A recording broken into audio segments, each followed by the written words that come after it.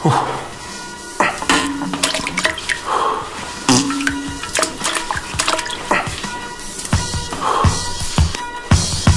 mitään uutta, Petri?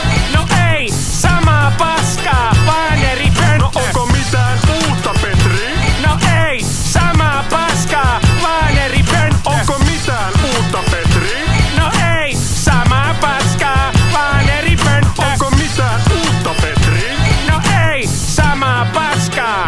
Joo, istun pöntölle, vapaudun, ai että. Teen jopa paskantamisesta taidetta. On erinäköistä hajusta erilaisia. Mitkä vessasesiota ei ole samanlaisia? Krapulapäivänä saat paskaa tämän tästä. Seuraavana päivänä lakkaa ehkä kirvemästä. Kankkuspaska haisee, sanon asian tärkeä. Toivottavasti sinne ei kukaan joudu mennä heti minun jälkeen. Varsinkin jos olet kylässä, se on vittumainen rasti. Tietenkin silloin joku haluu mennä heti seuraavaksi. Ja tulitikutkin unohtu multa.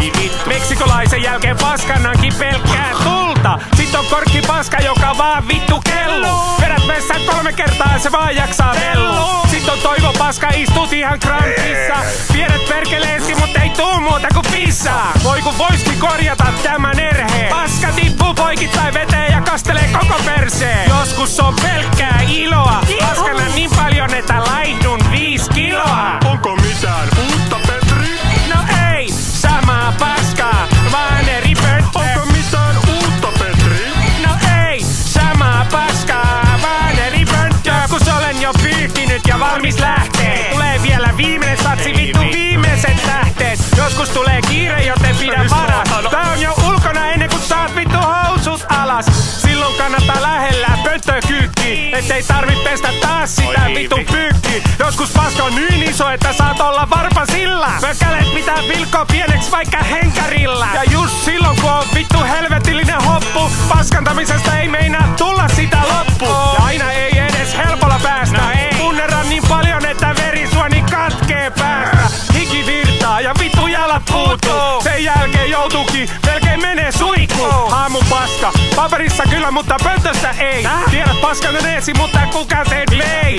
Pyyhin 10 kertaa, silti jää likaseksi. Laita paperiin housuihin, kun en muutakaan keksi. Joskus räjähtää, melkein pöntön särjet. Silloin jää usein isoimmat jarrutusjäljet. Onko mitään uutta, Petri? No ei, samaa paskaa, vaan eri pönttö. Onko mitään uutta, Petri? No ei, samaa paskaa, vaan eri pönttö. Onko mitään uutta, Petri? No ei, samaa paskaa, vaan eri pönttö. Onko mitään uutta, Petri? No ei, samaa paskaa, vaan eri pönttö. Eikö mitään uutta, Petri? No ei vittu, samaa paskaa, vaan eri pönttö. Eikö mitään uutta, Petri? Ei, samaa paskaa, vaan eri pönttö. Petri. Ihan samaa. Kauhea paska, että pitää... Ja siitä puheen ollen voi Ei ole paperia. Hyvin krapula paskalla eikä perseestä tullut kuin vettä.